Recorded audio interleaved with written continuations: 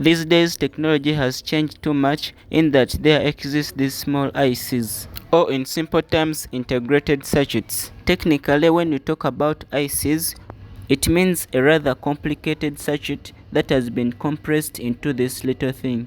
In this video, I'm going to talk about specifically about the 55 timer.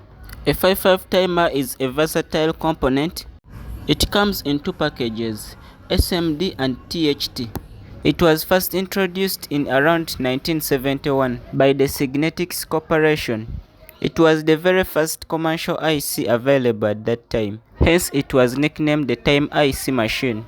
This IC was invented by a German scientist called Hans Kamenzied, who worked with the Signetics Corporation.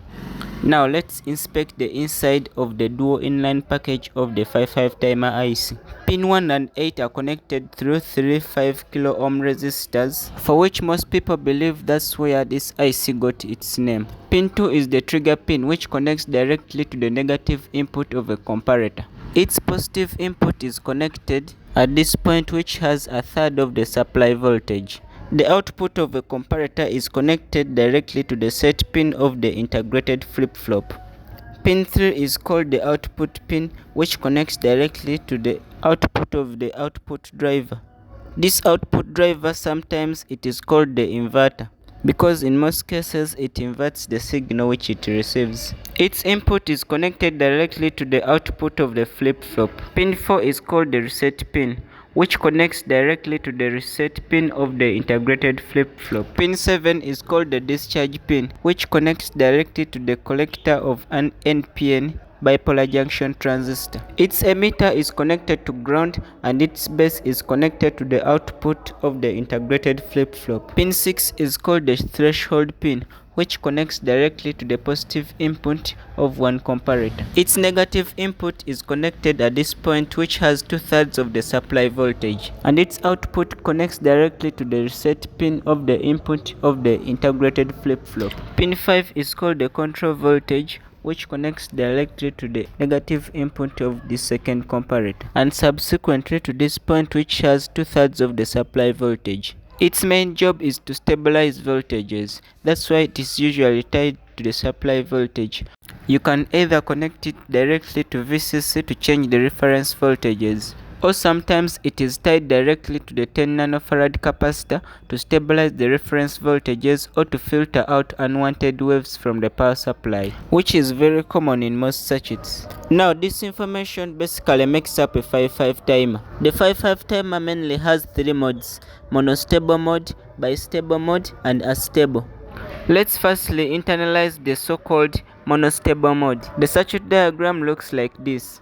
Now, to simulate it more better, I connected it on the breadboard. In the beginning, the capacitor C1 is discharged, so there is a 0 volt potential between pin 7 and 6. And since now the positive input of this comparator is lower than the negative one, the output of a comparator is low and nothing happens. All that we need is to turn on the switch at trigger pin, which is pin 2.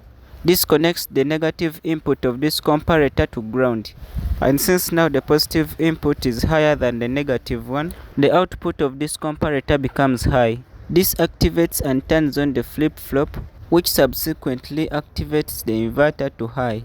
And since the output of the flip-flop is low, it also turns off the transistor. This causes the resistor R1 to rapidly charge the capacitor C1. And now when the capacitor reaches the threshold voltage, the positive input of this comparator is higher than the negative one. This causes the comparator to output logic high, which in turn resets the flip-flop. The output of the flip-flop now turns logic high, and the output inverter turns logic low, hence turning on the transistor. And now since the transistor is turned on, it rapidly discharges the capacitor C1 to ground. And now we are back in the beginning. A popular application for this schematic is to provide a delay in notification light or anything similar like that. Now let's look at the next mode. The next mode is called bistable mode. Its circuit diagram setup looks like this. This does not require any complementary components. It only utilizes 2 switches at pin 2 and 4. Pin 2 acts as the reset pin and pin 4 acts as the reset pin. By applying a ground potential to either one of them, the flip-flop is either activated or deactivated. This can be used to turn off lights manually using 2 switches. The last but not least configuration is called a stable multivibrator, which is basically an oscillator, and its output creates a rectangle waveform with adjustable frequency. This is the most widely used schematic of a 5/5 timer. Now all this makes up the basics of a 5/5 timer. If you learned something new, don't forget to like this video, also share with your friends, and subscribe so that you don't miss out whenever I upload a new video. Thank you.